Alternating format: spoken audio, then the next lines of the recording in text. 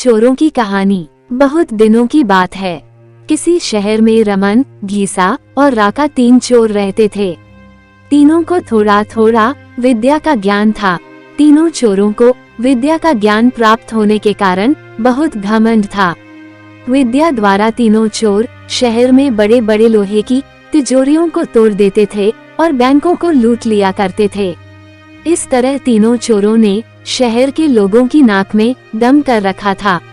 एक बार तीनों चोरों ने एक बड़े बैंक में डकैती करके सारा माल उड़ा दिया। जब पुलिस को खबर हुई तो वह तीनों चोरों को पकड़ने के लिए तलाश करने लगी, मगर तीनों चोर पास ही के एक घने जंगल में भाग गए। तीनों चोरों ने देखा कि जंगल में बहुत सी हड्डियां बिखरी पड़ी हैं। रमन ने अनुमान लगाकर कहा, ये तो किसी शेर की हड्डियां हैं।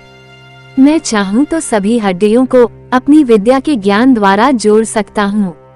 घीसा को भी विद्या का घमंड था, इसलिए वह बोला, अगर ये शेर की हड्डियां हैं तो मैं इनको अपनी विद्या द्वारा शेर की खाल तैयार कर उसमें डाल सकता हूँ।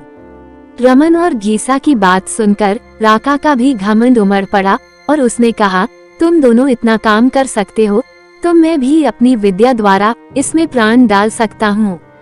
तीनों चोर अपनी विद्या का प्रयोग करने लगे। कुछ देर बाद रमन ने सारी हड्डियों को जोड़ दिया और घीसा ने शेर की हुबहू जान डाल दी।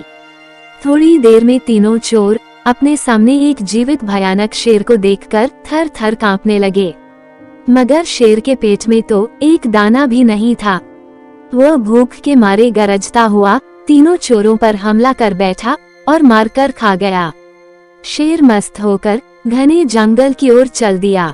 दोस्तों, इस कहानी से हमें यही शिक्षा मिलती है कि कभी घमंड नहीं करना चाहिए। घमंडी को हमेशा दुख का ही सामना करना पड़ता है। यदि तीनों चोर अपनी विद्या का घमंड न करते तो उन्हें जान से हाथ न धोने पड़ते।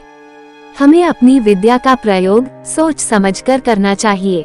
दोस्तों, आपको ये कहानी पसंद आई हो तो इस चैनल को सब्सक्राइब करें, वीडियो को लाइक करें, कमेंट करें और अपने अधिक से अधिक दोस्तों को शेयर करना ना भूलें। धन्यवाद।